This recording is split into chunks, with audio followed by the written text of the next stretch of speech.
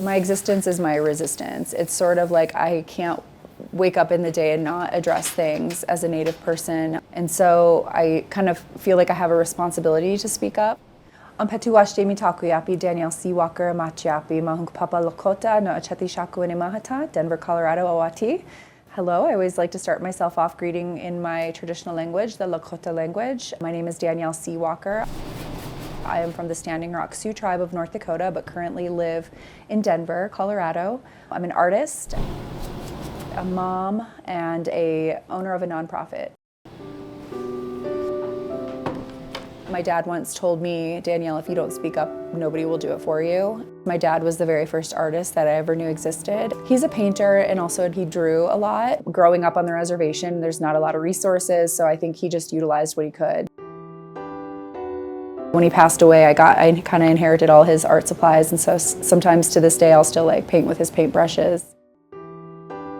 There's a couple pieces around here that he had done. That portrait of me in the yellow is one he did of me when I was a little kid. I was born and raised in North Dakota, where my family still lives today. Growing up there was really tough in terms of being singled out as being Native American. I faced a lot of racism and a lot of bullying growing up. I mean, I was such a child that dreamt a lot, wanted to leave. I had big aspirations for myself. I knew what I didn't want in life, and so as soon as I graduated high school, I really set out to accomplish a lot of my goals. I started being really, really serious on like taking action and controlling my controllables. What can I do to make an impact in my own community, within my own self, within my own family? I've been working on a series for a couple years now called The Braided Women, and so these long braids that sort of have a spirit and life of their own. A lot of times the women in these portraits are wearing elk teeth dresses, which are a very traditional style of dress that women would adorn themselves in. I really like to kind of incorporate these little things of my culture and history into my artwork, but kind of in a contemporary way. As women, you like braid your hair and then you attach them, and they're like that.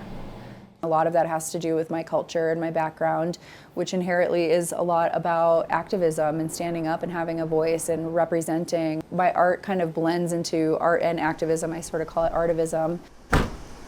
Through my art, whether it's murals or paintings, etc., there's always a story and there's always a message to be told. I reflect back to when I was a kid and not having that representation, not seeing art or knowing artists that were Native American. And I think if I would have seen art that represented me or grew up being inspired by Native artists from my community and culture, I might have had more self-esteem or more drive. I don't know, I feel like it definitely would have been a game changer in my own identity. So I really want that for the next generation. I want people in universities or schools or communities that are very dominated by white culture to be exposed to something different.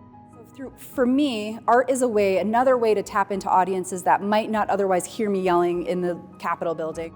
I want a Native person to walk by a mural and be like, oh my gosh, I can relate to that, or oh wow, you know, that's so cool that our culture is being represented, because it really hasn't been in public art or street art for a long time.